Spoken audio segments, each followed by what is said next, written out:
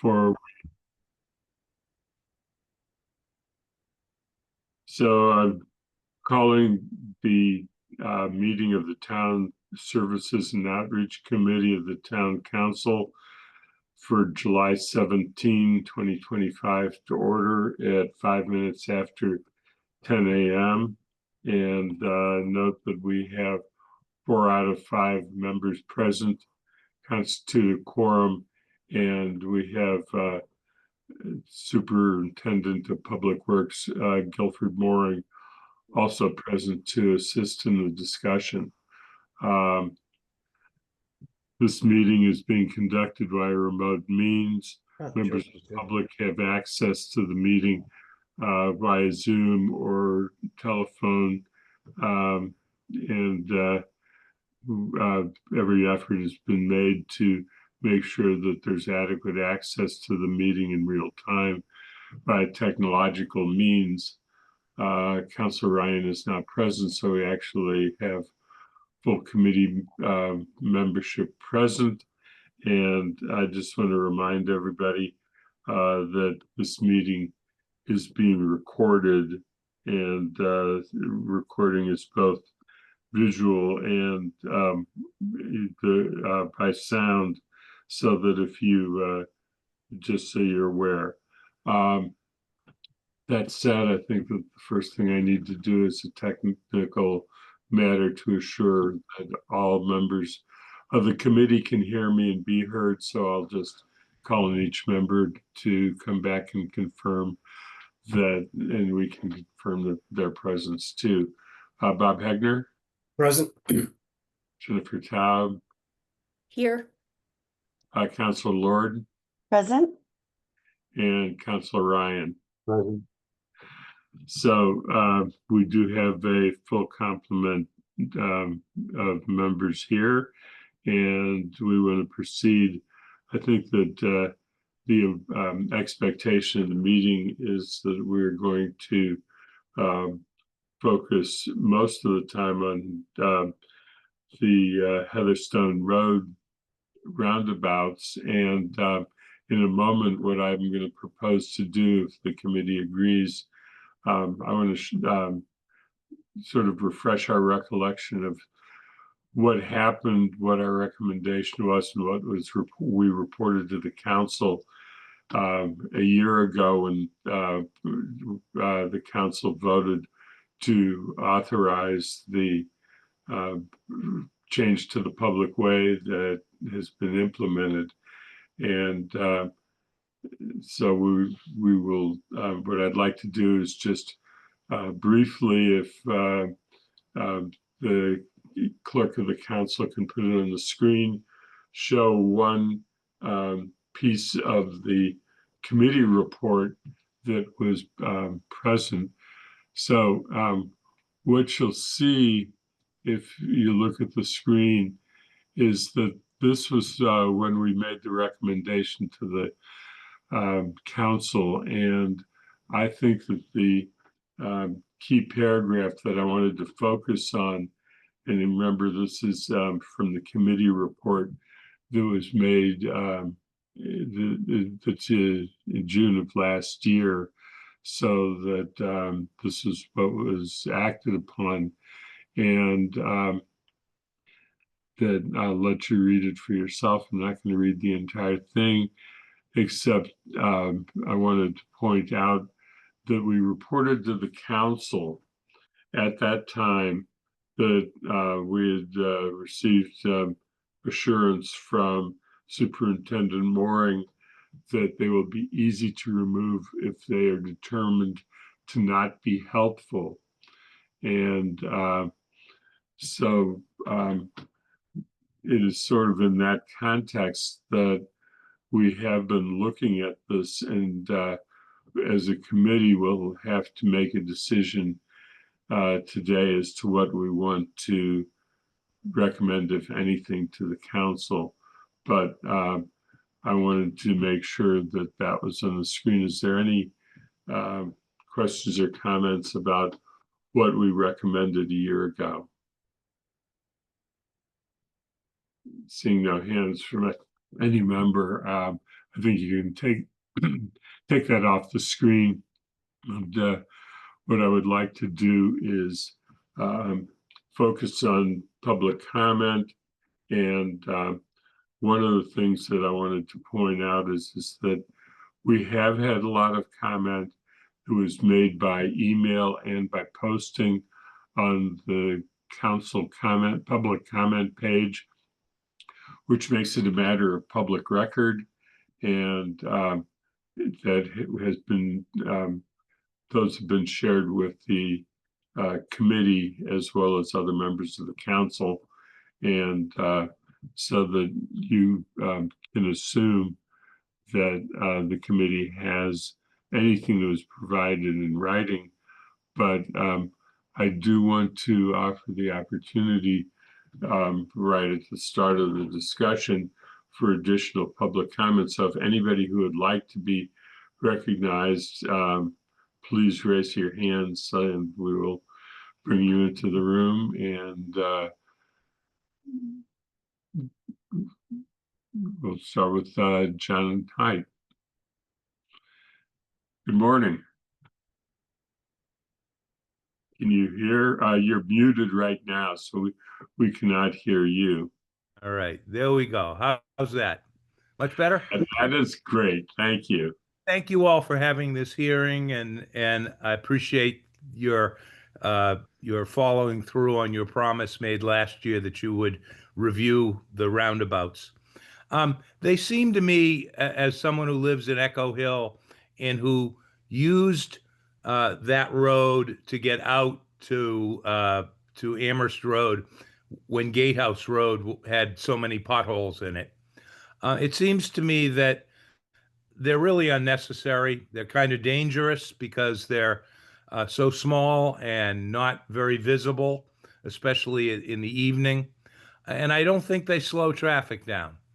And so I hope that you will have them removed and return the road to a regular road. I think more slow signs, maybe a speed bump would be an alternative that would be appreciated by the neighbors. But the little roundabouts, one of which isn't really a roundabout, you don't even have to hardly turn, don't really make a lot of sense. Thank you very much. I appreciate it. Okay, thank you, John. Marianne Grimm, who's the next person who had asked to speak. Yes, good morning. I agree wholeheartedly with John Haidt's comments. I just want to, now that we saw that little blurb that you put up on the screen just before the public comments from back in May, I guess it was, or June, just wanted to say that these items that are in the road, the roundabouts, are definitely higher than speed bumps or speed tables. They would be a challenge to drive over. Is the first thing I wanted to say. Second thing is I agree with John is that they don't slow traffic down. I have experienced that. I've watched it. They don't slow it down. The second thing I wanted to say is that they are inherently dangerous, especially if you're trying to make a left turn onto either Alpine Drive or Echo Hill or Auburnwood. If you're just going up and down Heatherstone, they're not that dangerous. I mean, you got to watch out for them, but they are inherently dangerous if you try to make a left-hand turn. I was almost T-boned twice. My neighbor also was, and part of the reason for that is because they do not slow traffic down. And people don't recognize these as roundabouts. And so if you are already in the roundabout, they don't recognize that you have the right of way. They think you're just making a left turn and they've got the right of way. So I have learned that. And so now when I'm in the roundabout, I wait for cars to go through and I treat it as just a regular left-hand turn. The second thing is that, the APD has said they've noticed distracted driving because people are trying to figure out what are they supposed to do with these roundabouts. So that's another safety issue with something that is not doing what they were put in place to do. Buses and trucks, if you're trying to make a left-hand turn onto any of these streets, especially the ones that I really have noticed are the ones, because I live on Alpine Drive, the buses and trucks that are trying to go make a left turn from Alpine onto Heatherstone. They cannot do a left-hand turn the way you're supposed to. When you enter a roundabout, you're supposed to go towards the right and go around the roundabout. Well, the buses and trucks can't fit to go that way. And so they all go to the left. They go to the left of the roundabout as though they're making a left-hand turn because that's the only way you can do it. That's illegal, I think. I think it's illegal to enter the roundabout going the wrong way, but it's also not safe. And I've watched the buses, these are school buses, when they go over those wings that are there, the kids are bumping up and down in the bus because they are higher than a speed bump. They're pretty high up. The other issue that I've noticed is that the snowplow, because they're so small internally, the snowplows can't plow the snow. So as I mentioned in the email, there's a couple of emails I've sent to you. Lately hasn't been an issue because we don't get much snow these days. But if I'd love to get a good old fashioned, 1 or 2 foot snowstorm. It'd be fun to see the snow again. But the town would not be able to plow the inside of the roundabout. And so then where would be at? I guess just to summarize, they're not doing what they're supposed to be doing, and they're dangerous to negotiate. And I really do think that they should be removed and not continue this experiment, which I think has failed. Thanks a lot. Okay, thank you, Marion. Alicia, is it, you may want to correct my pronunciation, Kuzia? Yeah, you got it. Thank you so much for giving me the opportunity to provide some feedback. I actually live on the corner of Alpine Drive and Heatherstone, so I get to see firsthand all of the traffic that is coming by and trying to utilize the roundabout. I have to say, I agree with all of the comments that were expressed thus far. And what I have seen is initially when they came in, there was this real level of confusion on how to use it. And now it has turned to where multiple people have been almost T-boned, including myself. And what they're doing is they're just stopping and they're letting the other traffic go by and then they're turning left. So now we have people who are stopping in the roundabout because the cars that are going straight, they are not slowing down and they are not yielding to see if somebody is turning. I agree. I've watched the plows. They do have a lot of difficulty getting around those roundabouts. I noticed that cones needed to be put up throughout the winter to identify where those roundabouts were. And I was kind of like, wow, I have to have a cone outside to view for the entire winter because people can't see where they are. I do think that they are inherently dangerous. I have seen the trucks use the left-hand side to get in because they haven't been able to turn the way they need to. And I am concerned that somebody is going to get hurt if we continue to have these on Heatherstone Road. Thank you. You're welcome. So one more request, Becca Watkins. Welcome to the meeting. Hi, thank you. So please introduce yourself and offer your comment. Yeah, I'm Becca Watkins. I live on Heatherstone Road at the intersection of Aubynwood and Heatherstone. Yeah, I was pretty in favor of the roundabouts because of the speed on our street. I'll echo what everybody else has said about not reducing the speed. It does reduce it leaving our neighborhood, but not coming in. And so people end up using them. It wasn't placed properly. So on my side of the road, people will take that side of the roundabout instead of having to slow down. I do have major concerns if they are taken out. I think people will drive even faster. So I hope there is a plan for speed reduction if they are removed. but they are not doing as they were intended to do because I don't think they were properly placed. I have noticed damage already after only one pretty mild winter season from the snowplows. But yeah, I hope that if we remove them, we consider other ways to reduce speed. They work really well one way where it's placed properly. I am not a person who has to turn off of Alpine or Aubynwood, so I can't speak to that. But it has not slowed down speed at all on my side of the road. People fly through there because it's not placed properly. That's all. Thank you. Thank you. I appreciate all of the public comment we have received. So I think there's nobody else who has asked to make public comment. And I think it's time to turn it back to the committee and see if there's any thoughts or discussion that committee members want to offer. Again, we're staying with the what is listed as item 5 on the agenda for today, the review of Heatherstone Road mini roundabouts.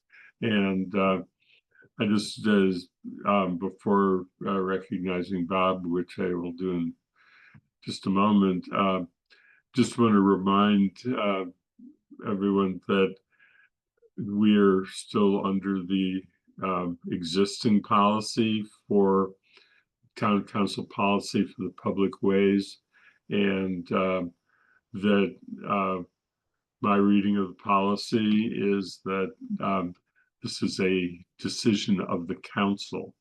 The council is reserved making changes, even under the Transportation and Parking Commission proposal that we have recommended. If that commission is proposed, it would still remain with the council. This kind of a change, the recommendation would come after a public hearing held by the Transportation and Parking Commission if it's created as we recommended. And so either way, it would be a council matter, even in the future. Bob? You're muted.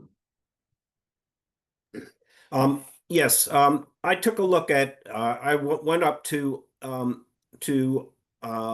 Heatherstone this morning just to take another look. And I would concur that the mini roundabouts as currently placed do slow traffic down in one direction, heading towards, what is it? It's Pelham Road, but coming the other way, it's very easy to go straight through them. And I did go around each roundabout in my car, and it's I'm barely able to go around the mini roundabouts in my car, which, you know, is 4-wheel drive. It's not doesn't have the greatest ability to turn, but it's reasonable vehicle, and it's just barely enough room for my car to go around it. So I would agree that these mini roundabouts are inherently dangerous, not so much by themselves, but because people who drive are not that accustomed to roundabouts. And certainly, I hear what the comments have been, which is, you know, they're not treated as roundabouts by drivers. They're treated as just objects in the middle of the road. So I really think it was an interesting experiment, but it's time to like figure out another way to slow traffic on the road. Thank you. Well, thank you. I was going to ask the council clerk if I noticed that Superintendent Mooring had been on the call earlier, on the meeting earlier, and has left. And do we know if he's coming back? I don't. I'm going to check in. Okay, thank you. Because I actually had some questions that I thought we should ask him, but Jennifer. Thank you. So I agree with everything, excuse me, Bob said, and I did have a question for Superintendent Mooring. You know, what could we do? Because you know, as we discussed, when the mini roundabouts were installed, it was on the understanding that if it didn't work, you know, we would recommend to the council that they be removed. It got like a pilot program, and we haven't. The residents who live there, who drive there every day, we really haven't heard anyone say that they're working. You know, I driven down the street and I ride my bike there a lot, but I'm just going at, you know, one moment during the day. So I think we really have to listen to the residents who drive those streets many times every day. And the consensus is they're not doing what they were designed to do. So then my question is, if we recommend and the council, you know, votes to affirm that we take the mini roundabouts out, what could we offer in its place to accomplish what it seems that they're not accomplishing? Thank you.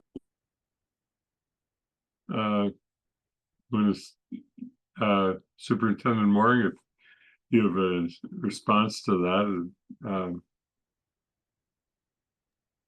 If we take them out now, if they're voted to be taken out and they're taken out before the end of the year, I personally do not think we would put anything else in until next year, because based on this neighborhood and their responses, I think there needs to be a much more formal and in-depth look at what we do for them. We slapping in speed humps is not something I really like doing. UMass loves to do it, but I don't. So it would just be a process of going through and trying to figure something else to go in there. And maybe it is speed humps. But I wouldn't I wouldn't now jump to try something else without a lot more looking into it and a lot more buy-in from the people who are in the neighborhood and think we didn't do it right the first time. I wouldn't do it wrong twice. I guess I had a couple questions, but Jennifer, you go ahead. Just one follow-up. So I live on Lincoln Avenue between Amity and the university, and it was a 15-year campaign, but maybe 10 years ago, speed bumps were installed on our street, and they've made the world of difference. You know, you have to drive slowly. You know, there's enough of them that it absolutely forces cars to slow down. So that's my personal experience. I guess that was part of one of my two questions, because I was going to point to Lincoln and Cottage Street as two examples, and you know, what have we learned, good or bad, about the experience on those two streets? So I guess that was part of it. The other thing that I was curious about, I guess two things, and to ask the superintendent. One is what the experience has been during the snow plowing that did have to be done during this past season. Was it problematic, and what was the traffic experience, if you happen to know, immediately after the plowing that was able to take place? And so I think that it would be good to have that kind of an understanding. And I also had a question from one member of the council, and if there's no answer to it today, I'm sure that this council will ask the question again at the council meeting if this goes to the council, and that is if there's any estimate of the cost to take them out of. So I guess those are the things that I wanted to make sure that we got some kind of information about.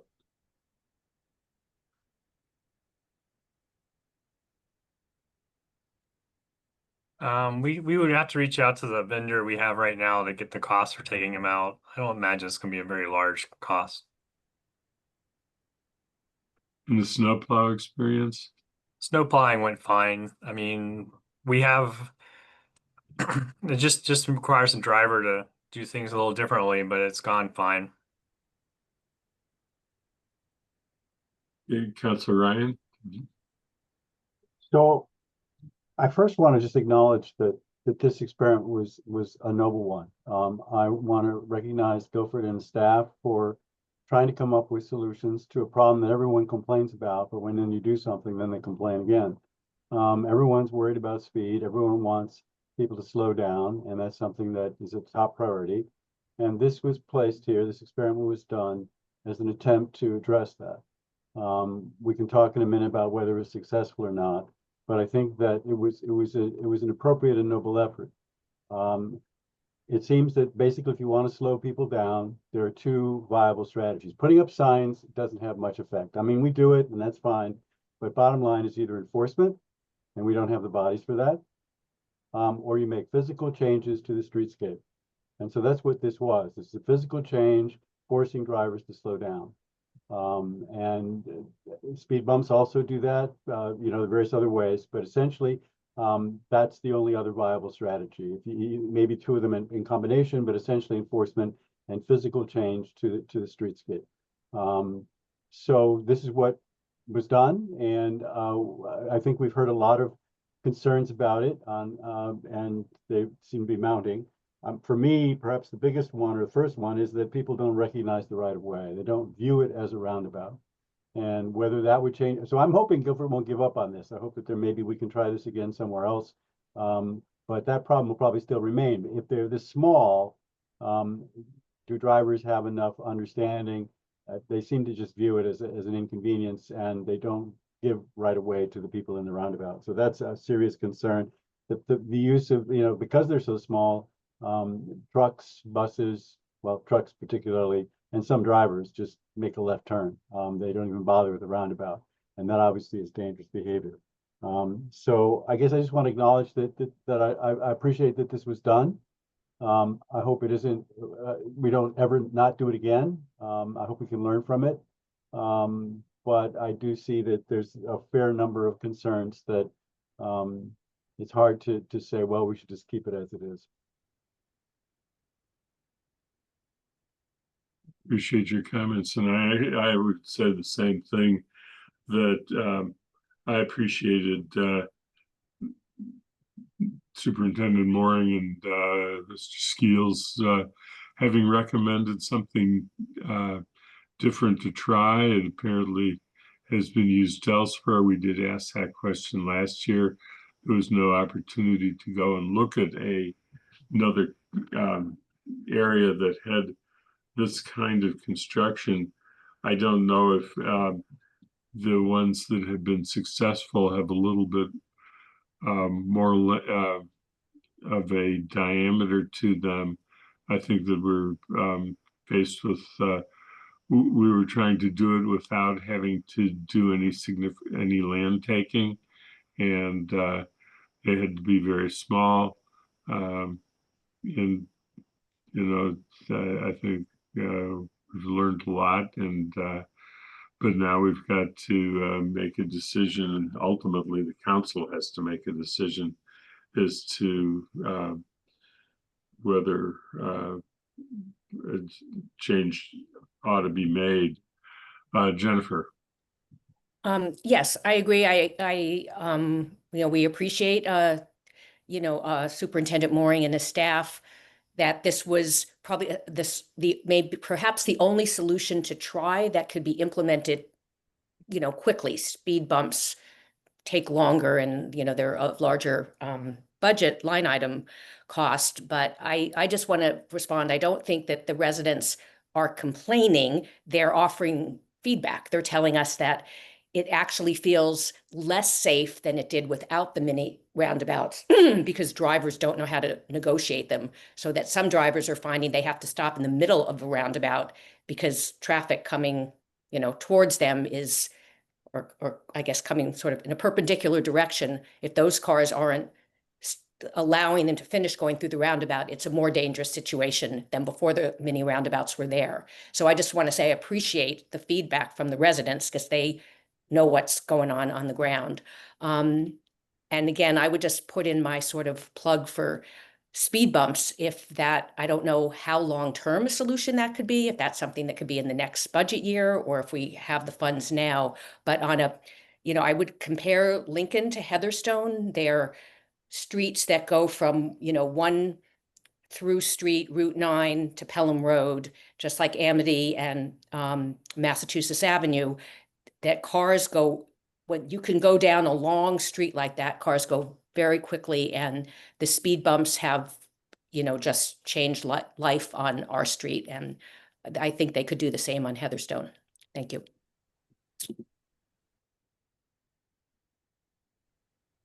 So any other comments from the committee?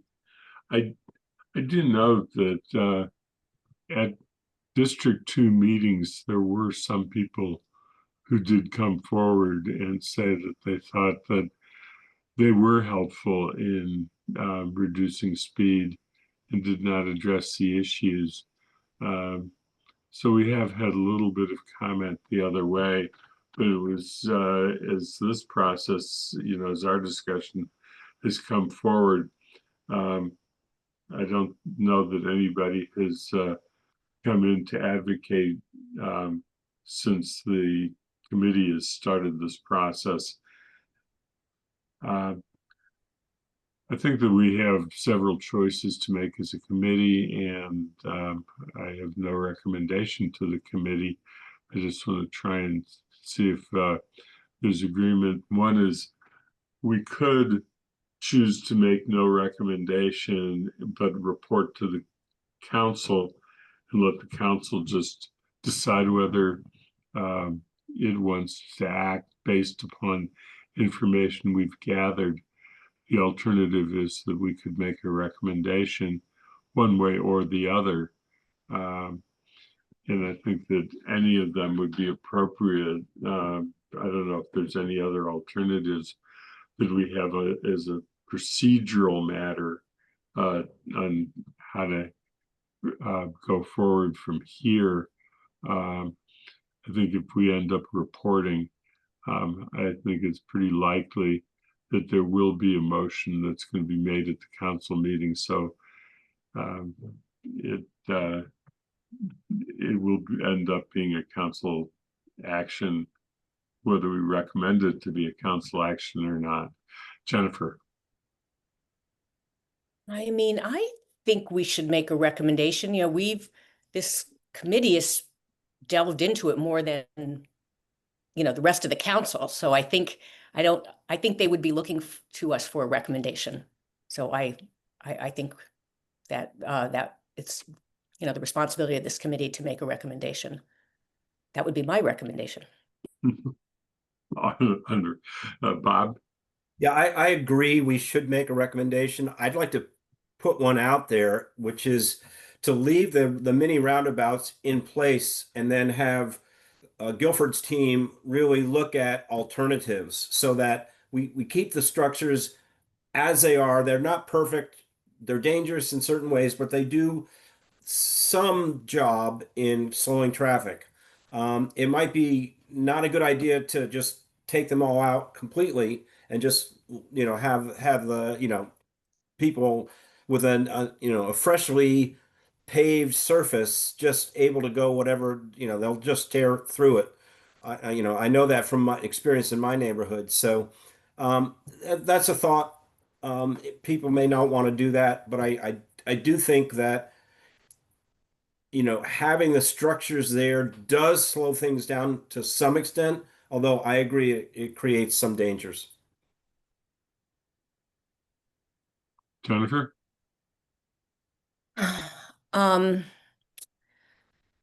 So I mean, we seem to be hearing it, and correct me if I misheard, but there's concerns that it's actually less dangerous than it was before. I'm concerned that I'm not quite sure where to go, but I think if we say we're going to leave them there and look for other solutions, they'll be there for a long time. our wheels of government move really slowly. So Yeah. I don't know that that's a solution. I think Fair that, yeah, I don't know if I could.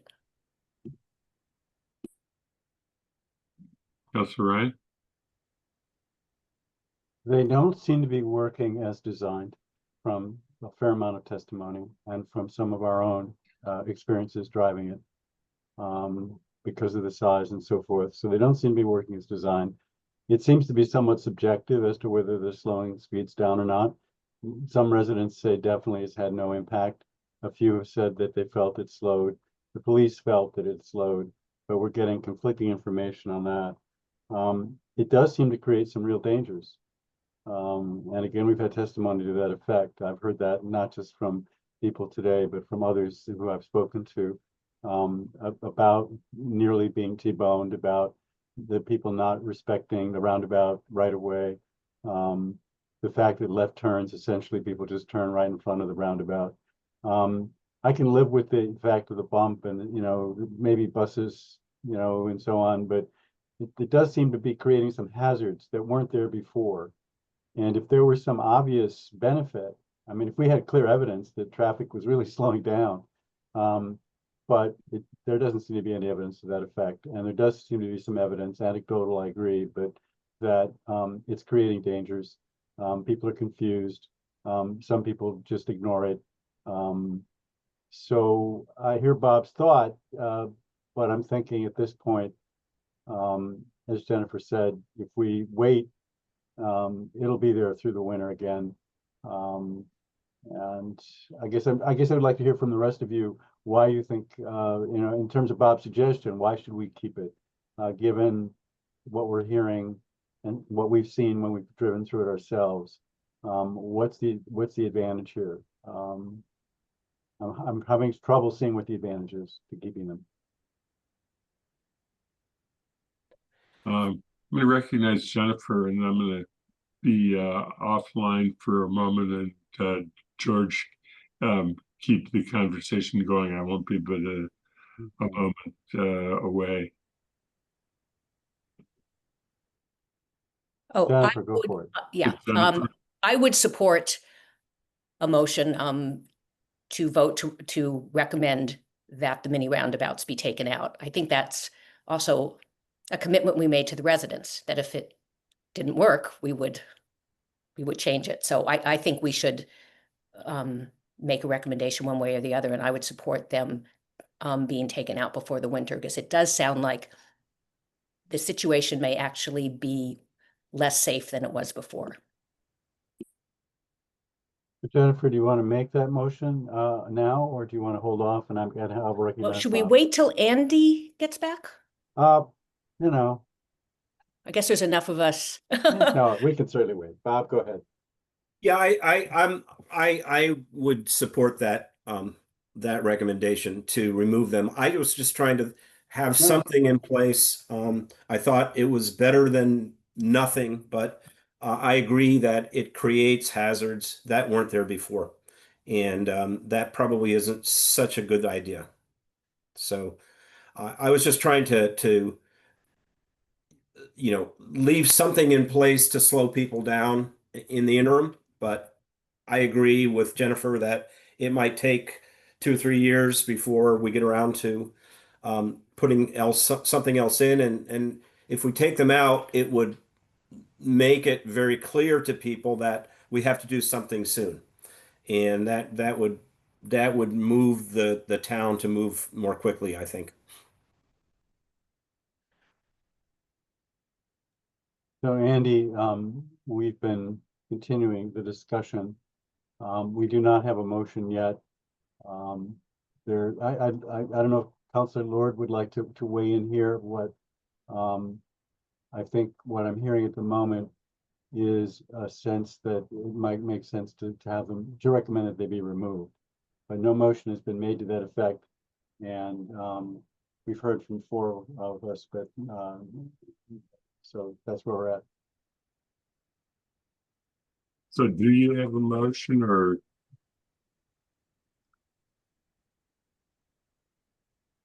Jennifer. So I'm forming this as I'm saying it. But I move that TSO make a recommendation to the town council that the mini roundabouts on Heatherstone Road be removed.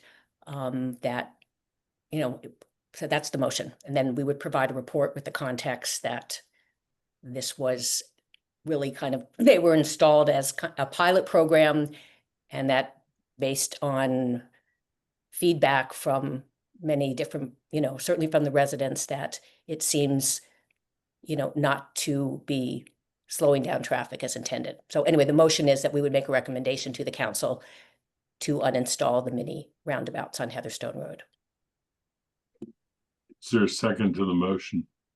I'll second, but I would like to propose a friendly amendment to just add to the recommendation that DPW look at alternative ways of Exactly. controlling Right. We would speed. ask DPW to Yeah. explore Yeah. other ways to slow traffic. Friendly amendment accepted. Athena has her hand up. So and look at alternative ways to, do you have Reduce speed. to reduce speed? That's, yeah, others, anyone else? Yeah. So the motion and the maker of the motion accepted the change. So it would be, the motion is to make a recommendation to the town council that mini roundabouts be removed and look at alternatives to reduce speed.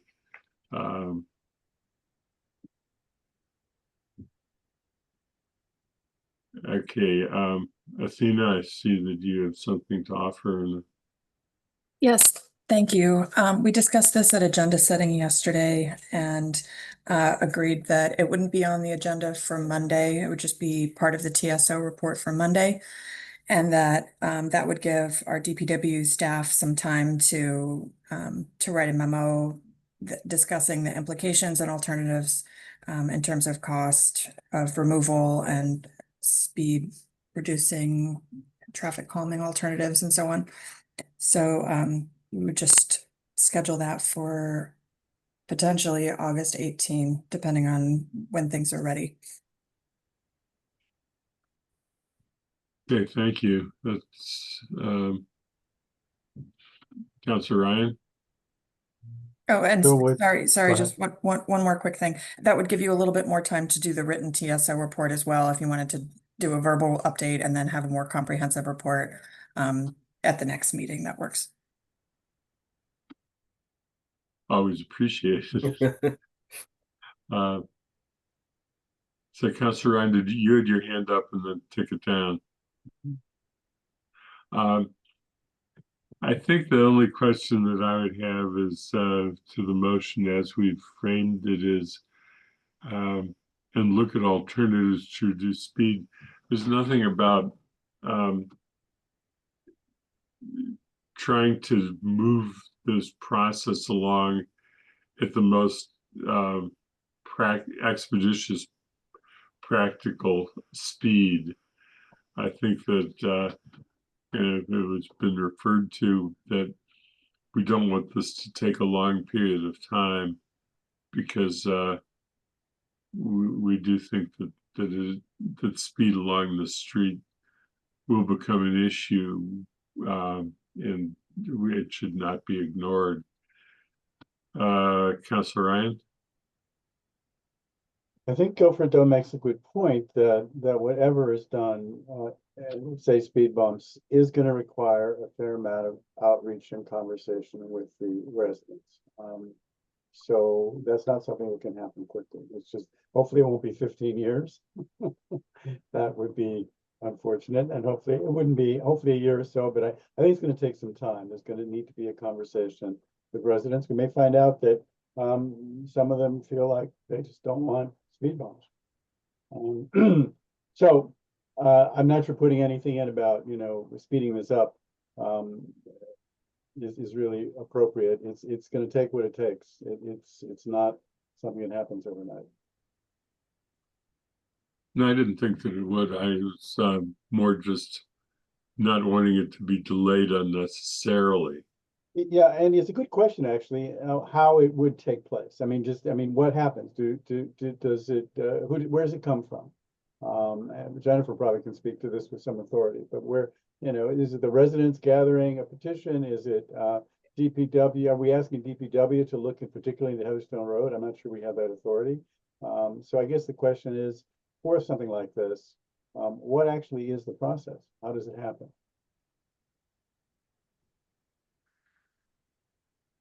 Jennifer?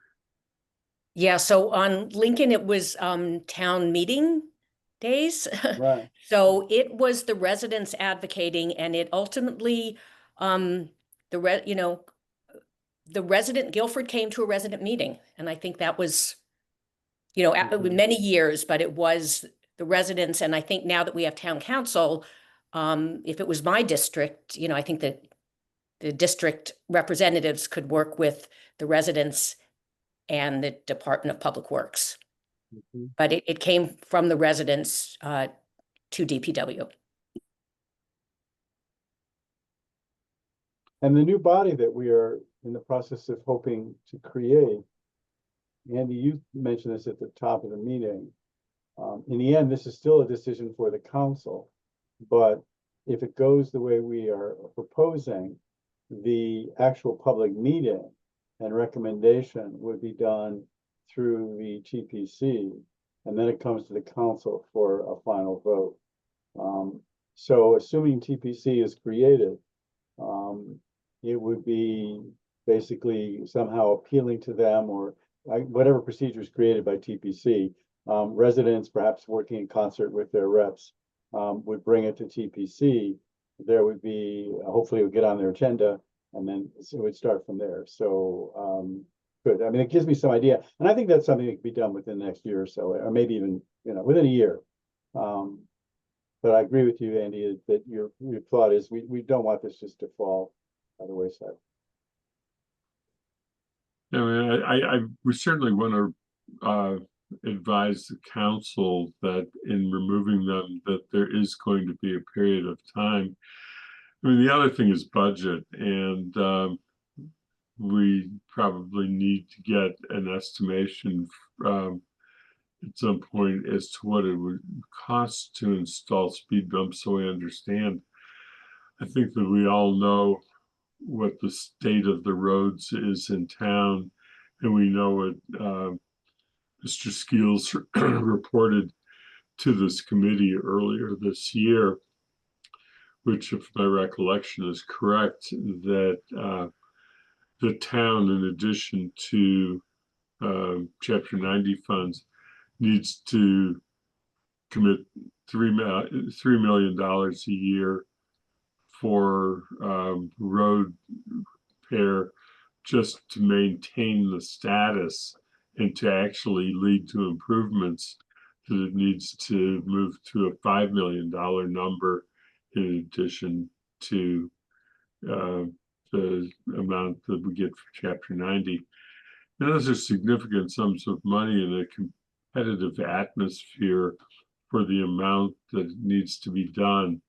And ultimately, the whether it's the council or the Transportation and Parking Commission, if created, will need to get into is the question of how much is it going to cost to install the speed humps that are being discussed right now in this committee, and what the effect would be on other road projects that are of high priority. And so it's not going to be an easy discussion, because we are in a very difficult budget situation. Councilor Ryan? I've just had a thought in terms of when this finally does come to the council and there's a memo from DPW, and this is just a request. I'll probably make it also at the council meeting when you give a report. But I would like to hear from Guilford and from staff what lessons they feel they have learned from this? Given some of the concerns that have been raised, some of which we're using as our evidence for recommending that they be taken out, what do they feel? I mean, how would they, what can we learn going forward? Is this something we'll never do again? Is it something we could conceivably do again? And if so, which I'd like to think is possible, how would you respond to some of these concerns? The lack of, you can't see them at night. People don't recognize the right of way. Trucks and other cars make left turns. I mean, is it public education? Is it just the size is so small, there's just nothing we can do? So I guess my request would be, if possible, in the memo or at some future point from DPW, what do they feel they've learned from this? What would they do differently next time? Would they just say, we're never going to do this again? Would they say, well, here's some things we might think about? So I'm kind of curious as to what are the lessons learned. Because it was an experiment. We feel that didn't succeed, but we didn't think that was, we're glad it happened, but it didn't succeed. So what was learned from it? So I hope that we can hear some of that at some point, maybe even in the memo, but I certainly will raise that also at council. Just lessons learned.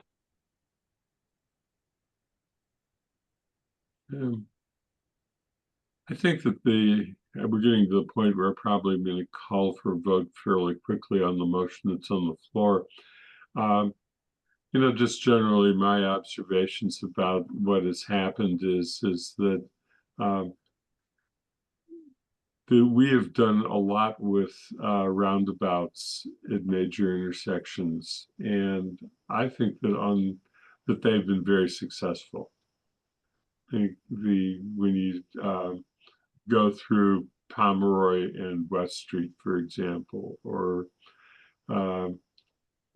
some of the other ones that have been placed in, that they serve the purpose of smooth traffic flow. And I think that what we also have learned is that the way that the size of the roundabouts is not large enough as it was placed on Heatherstone to achieve the kind of efficiency and benefit that the larger roundabouts have come to be. And I think that's one of the lessons that I have observed and learned from this experiment. And but it is where it is. So is there any other discussion before we vote? Seeing no request for discussion, the motion that is on the floor is to make a recommendation to the town council to that the mini roundabouts be removed on Heatherstone Road, and that we look at alternatives to reduce speed on. I think that was the motion. And I see that the maker and seconder of the motion have nodded, and I will take that as agreement that that is the motion on the floor. There being no further discussion, that is, no one has raised their hand, I'm going to call for a vote, and I will start with Bob Hegner. Aye. And Jennifer Taub. Yes. Councilor Ryan. Aye. Councilor Lord. Aye. And I'm an aye, so it's a unanimous vote. Is there anything else to be said other than to thank Superintendent Mooring for having brought this forward and having allowed us to look at something very different. Councilor Lord? Yes, I was going to say, I think I appreciate that we're not actually going to vote until the 18th as a council. So it might give time to hear from more of the community. I'm really grateful for all the community that live there that has reached out. And I would love to hear some more voices as well. So I will see what I can do to outreach to them so that we hear their voices. Thanks. Bob? Yeah, I just wanted to echo the comments from a few minutes ago to Superintendent Mooring that this was a good try. You know, we appreciate the fact that we had some creative thinking to see if we could accomplish what we wanted to accomplish. So please don't take this as a critique of, you know, your approach in general. We just don't think that this particular solution worked for Heatherstone Road. Maybe it would work somewhere else. But I do want to just express my thanks for trying something. I guess I would urge future councils or Transportation and Parking Commission to look at the question, if this ever comes up again, as to how big a roundabout needs to be in order to be successful and to allow most traffic to use it as a roundabout. I think that what affected me fairly significantly is not the question of buses or trucks, which would have had to use the mini roundabouts as speed humps and just drive over them, and that they were constructed as that. We were advised that they were constructed as that, and that is the common practice.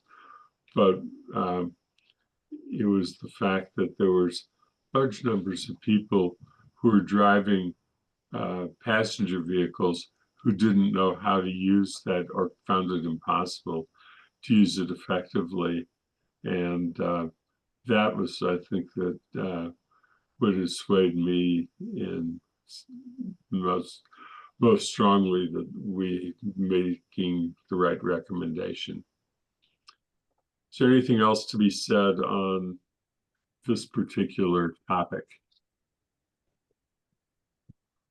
Oops, yep, nice. So if not, then other things on the agenda is the town manager appointments, and we have an amended recommendation for the Human Rights Commission. That was the only appointment who was put forward. We knew that the town manager was probably not going to be able to attend today's meeting. I don't know, Councilor Ryan, if you had, if anything was said yesterday during agenda setting that would help you, that you want to report to the committee. Otherwise, I think that his amended recommendation stands on its own. I think, Andy, that what Paul said at agenda setting is precisely what he put in his memo, that with new information related to the town election coming up, he felt it appropriate to withdraw one name, at least for the time being. And that was the only change. So there was no new information or anything added other than that, what he said in the memo. Okay, and so the recommendation did have other appointments to the commission that were not removed, and they are before the committee. Is there any discussion about that? If not, have you thought about a motion, Councilor Ryan, regarding how to proceed? Yes, I am prepared to make a motion if you're ready for that. I haven't seen anybody with other things that they wish to raise, so please proceed, make a motion. So I move that TSL recommend that the town council approve the following town manager appointments to the Human Rights Commission. The appointment of Alexandra Taratorina for a 2-year term to expire June 30, 2027, and Milan Clark for a 3-year term to expire June 30, 2028. Second, Okay, motion has been made and seconded. Any discussion regarding the motion? Seeing no requests, I think we can just proceed to a vote. Bob Hegner, Aye. Jennifer Taub, yes. Councilor Ryan, Councilor Lord, Aye. I'm an aye, so that makes that unanimous. That takes care of the agenda item for town manager appointments. There were 3 sets of minutes. 2 were in the packet for this meeting, and the May 15th were in the packet for the prior meeting, but we did not take them up at the previous meeting. All 3. Is there any suggestions for any of the minutes that are before us? Seeing none, I would just offer a motion to approve the minutes as provided for May 15, 2025, June 5, 2025, and June 26, 2025. My second. That was Councilor Ryan seconding, and no request for discussion. We'll just go ahead and take a vote on that. Bob Hegner, Aye. Jennifer Taub, Yes. Councilor Ryan, Aye. Councilor Lord, Aye. and I'm an aye, so that it is unanimous. As far as, yes, Councilor Ryan, before I go on to the last item on the agenda. Thank you, Andy. It's related to minutes, and it's probably been answered, and it's just the fact that I'm just getting old and forgetting everything. But if you're a resident and you go on TSO website and you want to see minutes from previous meetings, there's in essence nothing there. Is that a matter of concern for us as a committee? We do have minutes, we have approved them, and that's great. But if someone, in the public wants to say, go back and see, well, what did they do at the last council meeting, at last TSO meeting? There's nothing there. It's a question. I mean, I would like to have minutes available on our website, but I realize that may just not be possible. Athena? Hi, thank you. I'm going to post the approved minutes from this meeting and the last, and I haven't received any requests for draft minutes for any meetings of TSO. I routinely receive requests for the recording of the meetings, which I send out usually within 24 hours.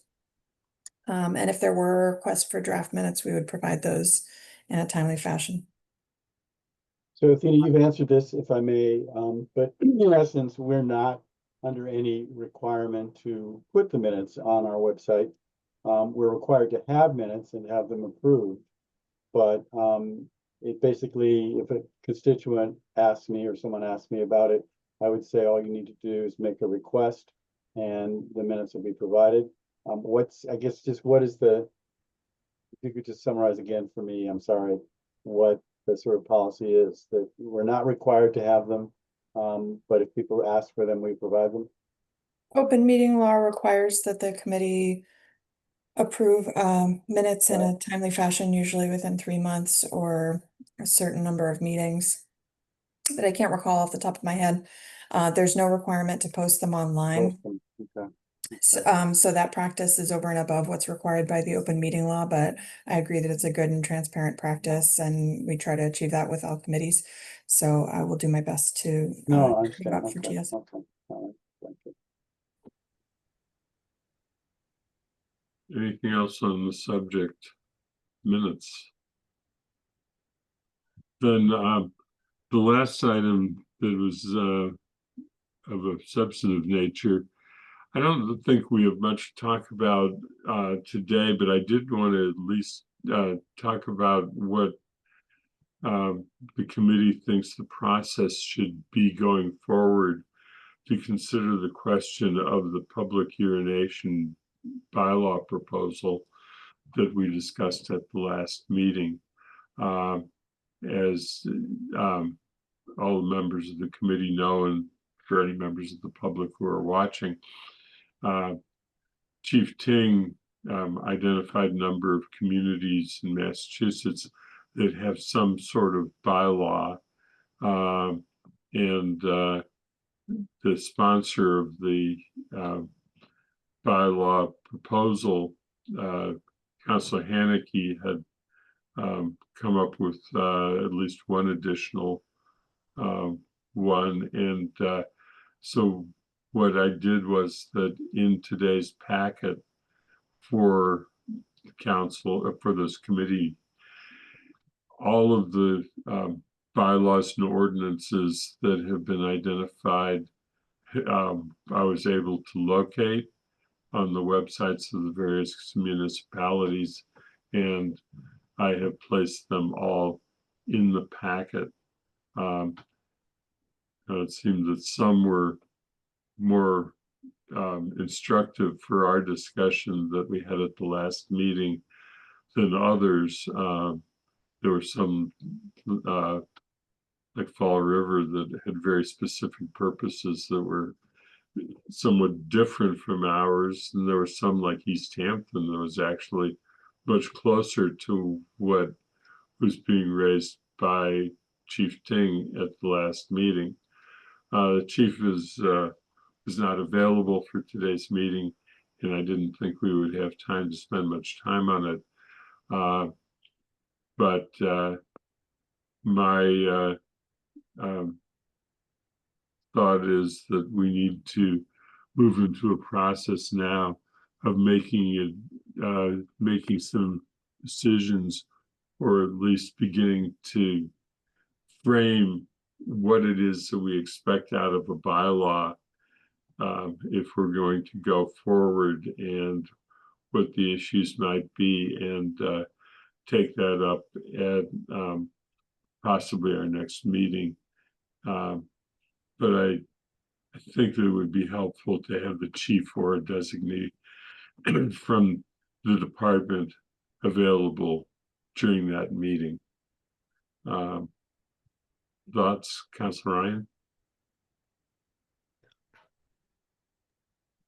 Yeah, I'm wondering about that. Chief came, he presented, I think, his concerns and what he was hoping for. And now it seems it's in our sort of court to come up with something. I'm not sure we need the chief at the next meeting, not only to respect his time, but I think just in terms of productivity, I think we just need to be clear on what it is we are trying to focus on based on what the chief told us and what Councilor Haneke presented. I don't think we need the chief. I think we need to just be agreed amongst ourselves what we're trying to accomplish, what the problem is. And then you've done a great job putting together a number of sample bylaws. And so either you or I or Bob or somebody, anybody could then, go through them and bring sort of a draft for the committee to review. Maybe working with Councilor Haneke. I think originally the thought was maybe one of us would work with Councilor Haneke and then produce a draft, bring it to the committee would discuss it. And at that point, maybe we might invite the chief back. But I don't think we need him right now. I think we need to be clear on, I'll tell you what I read this as. The problem is urination by college students and so all the other stuff I don't think is, the chief just says I could use this tool. I may not be able to use it very often because we know it can only be used if the officer actually witnesses the offense. So if I see somebody pissing in my bushes, that's not good enough. But it's a tool they can use in certain circumstances. And that seems to be the main purpose of this. There's not as far as I can see, some town-wide crisis about public misbehavior relating to, right? So I'm seeing some nods, but this is just me speaking. That's sort of what I hear as the problem. And whatever bylaw is proposed, while it certainly will not name any particular group of people, nor should it, it seems that's kind of what we're trying to accomplish here. We're not worried about waterways. We're not worried about defecation. We're not worried about, right? It's just that kind of, am I right in that? That's what I'm hearing, but maybe people want a broader approach or they want a narrow approach.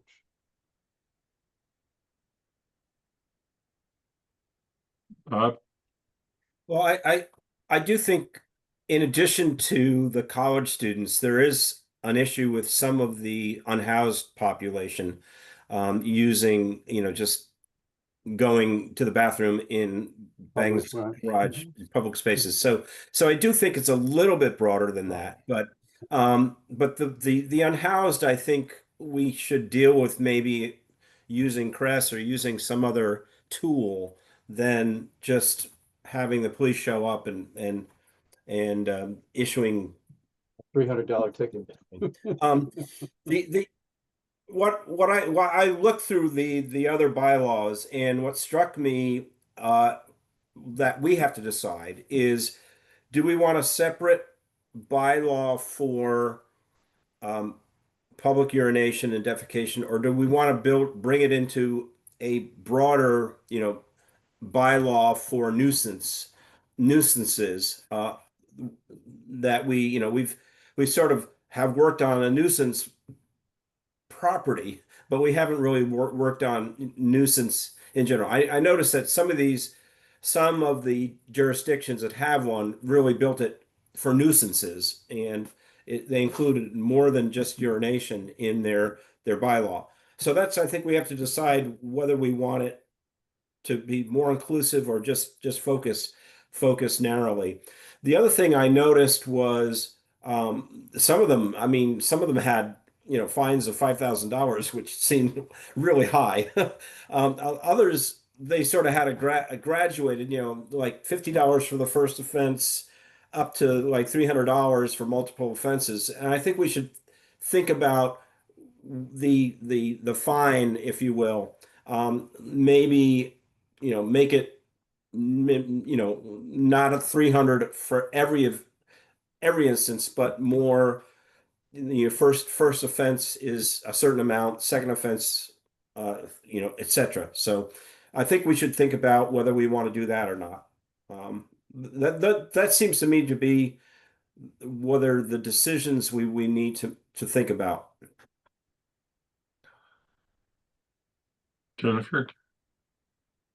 Yes, I mean, as George said, if someone, because it is an issue in District 4 between the university and downtown, but by the time the police would come, the person would long since be gone. But I agree, I think where the chief was also coming from is that the only option they have now, I think, is to cite someone for indecent exposure. So there should be an infraction, a fine. So I support that. And I was like, when reading the Lowell bylaw, it talks about public property, but I think in Amherst, it would also be private property, because that seems to, on front lawns seems to be, if we're talking about college students, seems to be, where it's happening. I'm sure it's happening in public places as well, but I think we would have to include private property in ours. Councilor Ryan? So Bob's question of scope, narrow a specific bylaw related to perhaps urination and defecation in public or private areas with a specific fine versus part of a larger nuisance bylaw. Any thoughts people have on that? My initial thought is, let's just focus on this problem. If we go the other way, what do we have to do? Is it or maybe we consult with Councilor Haneke and see what thought she has, because she's been involved with the nuisance property bylaw. But Do people have a view one way or the other on that, or are they looking for maybe some more information back at the next meeting? Jennifer? Yeah, I think, you know, that we just passed a nuisance property bylaw, and I think that that's sufficient. So I think we stick to what the chief requested, was just to have a tool, not to have to cite someone for indecent exposure when they're, Okay. keep it narrow.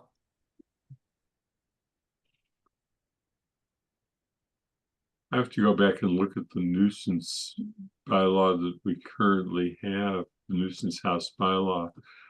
But I mean, I don't know that we need to go with one single approach. It could be that within the definition of what a nuisance is that can be treated through a nuisance house bylaw, that public urination is just added to the definition of what a nuisance is, which we've seen in other communities. But it's sort of like it would be two different approaches. The other thing that struck me and I wanted to raise with all of you is, it seems to me that if the focus is on students, that we ought to consider reaching out to the university and possibly through the Campus and Community Coalition to get, first of all, their input into this process as to what would be most effective from their experience. And secondly, that we might be able to use that as a mechanism to kind of create some discussion within the university student population to make it more evident than it might be to students that this is not a well-received type of behavior, and that you know, we talked about education, and I think that that is something that's worth trying. I'm not optimistic because what happens in the spur of the moment during a period of intoxication may not be the point where you think back upon, gee, this is what's been told. But as far as community relations, so I don't know that it would be helpful, but it might be that in a discussion we could learn something as to how to approach this sort of issue. So, Councilor Ryan? So as a lifelong educator, I can provide personal testimony over many years of the ineffectiveness of education. What would be most effective is Tim telling Steve, did you hear about Dave who got a $300 fine when a cop saw him pissing in somebody's bushes? That would have an impact. Team Positive Presence, I'm sure, does what they can do, but as you just pointed out, in the moment, it doesn't really make any difference. So I appreciate the desire to reach out for further input, but I think in this issue, this is something that we all can agree is inappropriate. And if Team Positive Presence wants to hold special seminars on this, they can go right ahead. But I think we need, I think what I'm hearing is we need a bylaw specific to this, and it just gives another tool to the cops. And maybe in some circumstances, it might at least make it clear to people that maybe they could hold it for a few minutes until they get to where they want to go. Jennifer? Yeah, I guess I'm digressing, but a brief anecdote. This was a couple of years ago, and Councillor Ryan was walking on a Saturday afternoon. I think it was homecoming weekend, and there was a huge party on near Fearing and Sunset. It was on Sunset, and he texted me and let me know. I happened to be home. I walked over. Big party at a corner house. The next door neighbor invited me to his backyard to observe all the partiers going from the yard where the party was to the back of his yard to answer nature's call. Yeah. And actually, the way that was solved, it took the course of several months, but the owner of the property put a fence up. So it was a combination of sort of the nuisance house bylaw, and so the fence solved the problem. just to say there's many tools. But I don't think educating the students at that moment. Right. This is inappropriate behavior in case they hadn't realized it. Yeah, I think that there's a type of action, CPTED, but it's community action through environmental design or something like that. Exactly. And putting a This was fence definitely- in environmental design to try and affect Behavior. behavior. In this sense, good fences made good neighbors going forward. Bob? Yeah, I think at our last meeting, I suggested that we, before or as part of our implementation of such a bylaw, we do some outreach to the university to just let the students know that, hey, we're taking this seriously. I don't expect it's going to change behavior necessarily, but I do think to be fair to the students, we should at least warn them that, hey, guys, this is going to happen. You're taking a risk when you piss in someone's bushes, period. And we should also inform the bar, the bar owners in town, so that they make it clear to people that they have to leave with, bladders as empty as possible. So anyway, I think we owe it to our students to at least warn them before we start slapping fines on people. Councilor Ryan? So how do we want to proceed, Andy? What do you suggest? I think we've had two suggestions, and I think we can work with both of them. One is to try and see if we can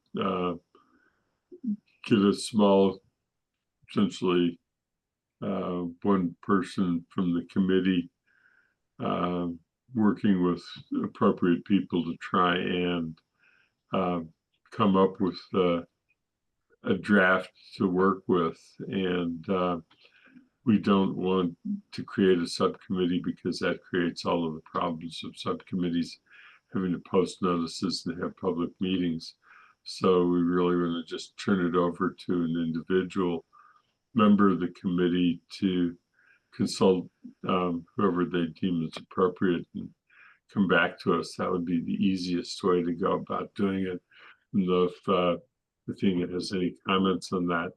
And the other is to, and I can do this on my own, reach out to Tony Maroulis at the university and ask Tony what his suggestions what might be as to how we could proceed and to be sensitive to students and work with the university in a cooperative manner.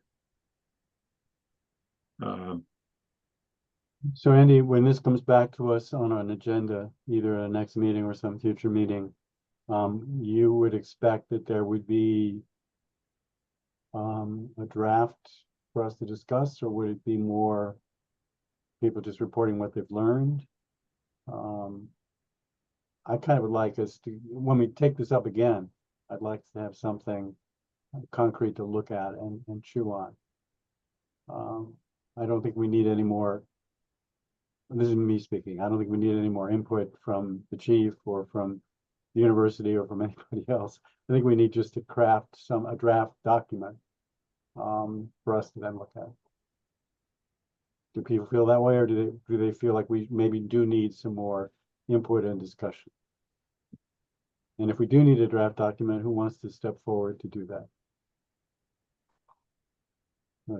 Rather than put somebody on the spot now, why don't we do this? And if there's agreement to it, and that is have all of you, if you are interested in taking this on, to send me, to call me or send me an email.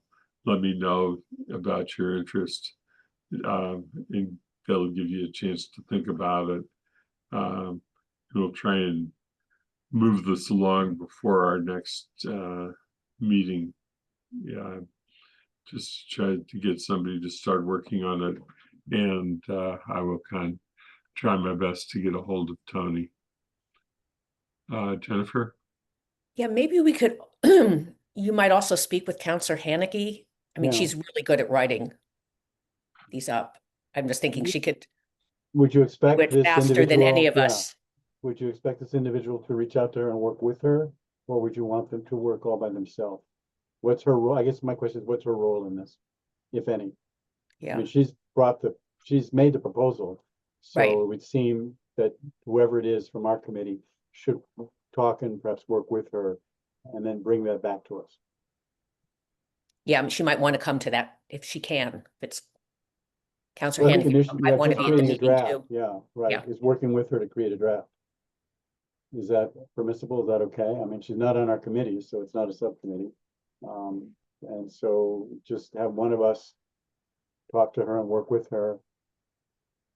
Would be your understanding, Andy, of whoever this person is, that they would do that? So would we leave it that whoever we end up designating will reach out to Councilor Hannicky, Chief Ting, and anyone else they determine to be In fashioning, right? appropriate Okay. to help Okay. them. But we would like to have a recommendation, if possible, of a specific bylaw or approach. And I won't make the decision today. So if you think you're interested in taking this on, it is a project that we can go forward with. Tina? There is a draft bylaw in her memo. A good place to start. Yes. Okay, all right, you know that. There is a draft bylaw in her memo, and I think that she's been fairly clear that she needed to have a draft bylaw according to the council rules of procedure in order to move this along, but that she was not assuming that that would be the bylaw that would end up being adopted. Whether it's a starting place we want or not, I think we should leave to whoever takes this on and work with her. But she did not have that expectation. Councilor Ryan? And this is a referral to us, correct? And I'm sorry, I should know this, but this is a referral to us from the council to, right? That's why she needed the draft bylaw, so it could be referred to us. And is there a time? I mean, I assume it's been referred to us, and I assume there's a time, within 60 days or 90 days. Or are we sort of in a fuzzy no man's land here? We don't have a deadline specifically. We had a deadline to report, and we reported within the deadline. As to where we were with the discussion, I think that we are continuing on with the process, and that's what we said we would do. If you are interested, I'm not going to. Please get back to me and do it promptly, and want to get somebody who is working forward, interested in doing this, and to work with the APD and Councilor Hannicky and see if they can come up with something that achieves the goals that the chief presented to us, and that makes sense. And there's no volunteer, I'll probably end up doing it, but I wanted to give you the opportunity. So if you're interested, please let me know. And I think that is it as far as next meeting is concerned. I have to look at my calendar quickly. I'm sorry, I'm taking a moment to do this. Is it August 7th? I believe that would be right, because we are back to first and third. So it would be August 7th.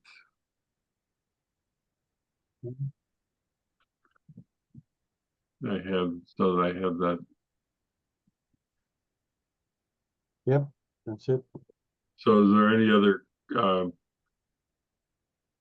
aside from continuing the discussion of the public urination, are there other issues? And I have.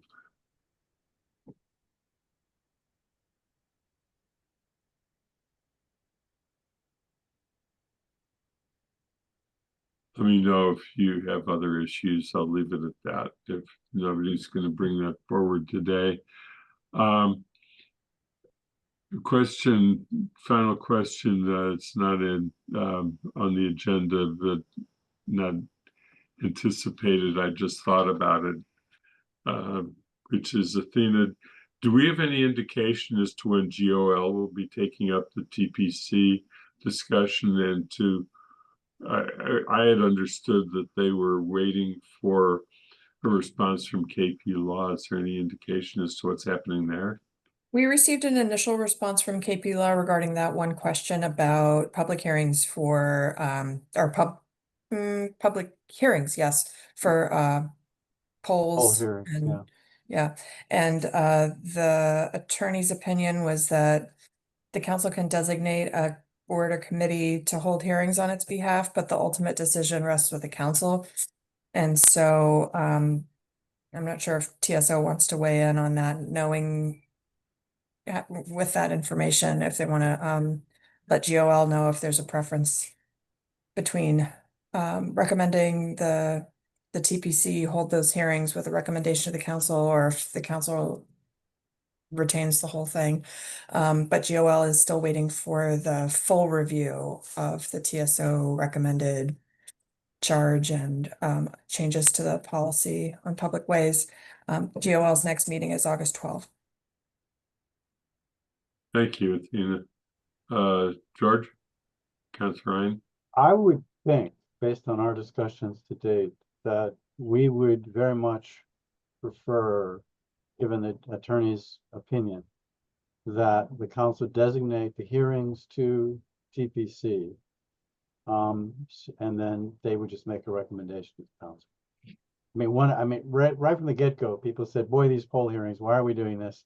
Well, it's required, da-da-da-da. And then we thought, okay, well, let's give that to TPC.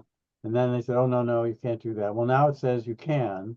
So I would think the message to GOL, Andy, from us would be, please go ahead with that idea, that it would follow the pattern of a number of other things that we have in that measure, which is it goes to them for a hearing, and then they send the recommendation to us.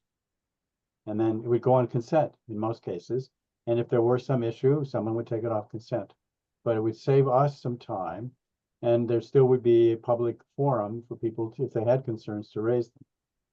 So would it be fair to say that we would instruct the chair to let GOL know that? If in fact, yeah. Athena? I think there may be other considerations with this issue, and if you plan to have a substantive discussion about this, then you should hold it to the next meeting. I think we just determined that this committee is meeting on the 7th and GOL is meeting on the 12th, so you have an opportunity to talk about it again before then. But you know, I don't want to get too into it, but some of those considerations would be how notices are sent to abutters, if abutters have opinions about the placement of polls or other things in the public way, then they would have to attend 2 meetings, one hearing and then another at the council, and representatives would have to attend meetings. So we also send notices by mail to abutters, and those would have to be worded differently. So I think there might be other considerations that the committee should consider talking about at the next meeting. So an agenda item for the next meeting, this is what you're. Yeah.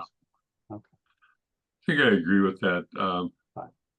I've always been a little bit uncomfortable with this question of what you do with things not anticipated 48 hours in advance, because the purpose is to give notice to the public that you are considering an item, and if we actually made a motion today, it would be action, and I'm not sure that goes farther than I feel comfortable with. So I think Athena's suggestion makes sense to put it on the next agenda. Council Ryan? No, good. I think we don't want to lose track of TPC, and so that's a good way to make sure that doesn't happen. What about waste hauler? Is that something that we're still waiting to hear from Paul? Is that and want to put it on the agenda just as a, you know, placeholder for like, well, what's happening? If I may, Andy, at the last meeting, Paul said that he was working to see if UMass was willing to provide those services, and which would help with the procurement process. We wouldn't have to go through the procurement process if we got a consultant through UMass. And we haven't heard, I haven't heard any update from Paul or Guilford that agreement has been reached or not.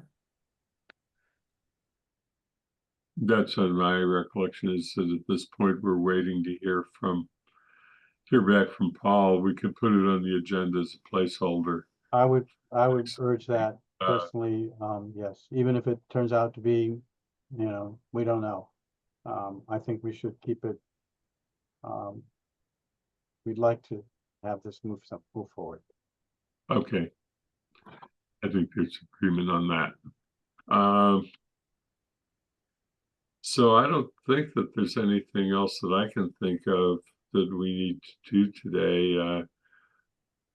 I will try and see what I can do on a report, and I may, as indicated, be very brief on the question of the roundabouts and the change to Heatherstone Road, since we're not going to be taking that up at the next meeting. Be brief on that aspect of it now, to give us a little bit more time to get a report that really is comprehensive and covers the topic more thoroughly. So with that, is there anything else that people want to raise? If I don't hear, then a motion to adjourn would be appropriate. So moved. Second? Has been the motion made. It was Bob who said that. Is there a second? Second. Jennifer seconded. So motion is made and seconded. Vote Bob Hegner. Aye. Jennifer Taub. Yes. Council Ryan. Aye. Council Lord. Aye. And I'm an aye, so we are adjourned. Thank you very much. Yeah. Thank you. Good meeting. Thanks.